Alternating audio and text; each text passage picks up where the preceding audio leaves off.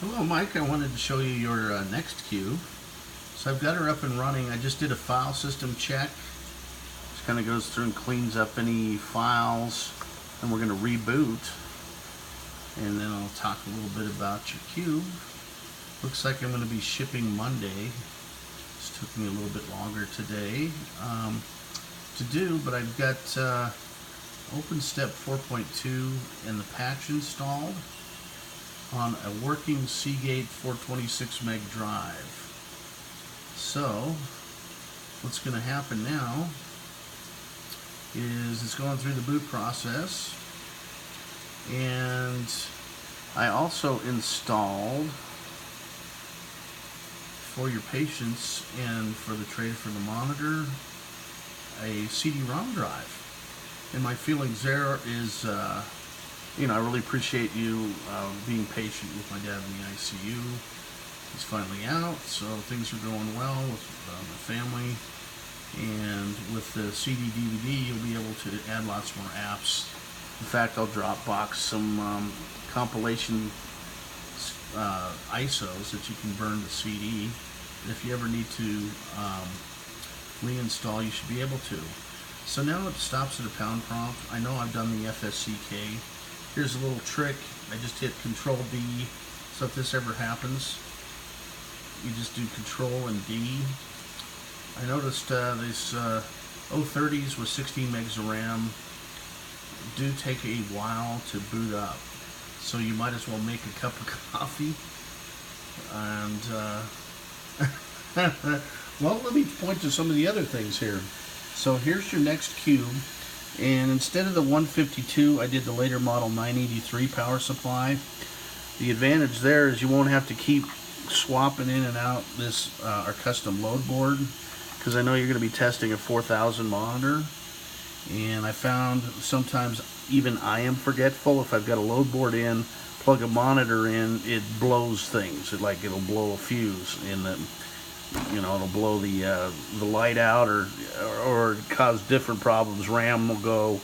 So I did have a 983, and you've been really patient with me here these last couple weeks. So as I say, I went ahead, we did the 983 power supply, and I've got the CD DVD drive, and the case is in pretty good shape. It is missing the knockouts in front, but I do have the Seagate 426. It's a pretty quiet drive as well. And I've got a nice keyboard here for you, and a nice NeXT mouse. And it does work. Once we're logged in, I've got the back plate. I went ahead and put dimension board knockouts in the empty slats. And the case is in pretty good shape overall. See if I can get around the front there. I can't actually see that, but I'm assuming it'll be okay. Sides. So there aren't too many dings on it. I mean, someone had a little void sticker, which was the NeXT game. That might not be from the game.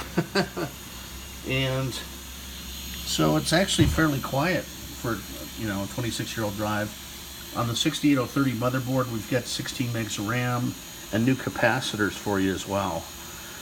So it should be good to go for a while. And lo and behold, we have Openstep. And I just remembered I should be shooting this in portrait mode.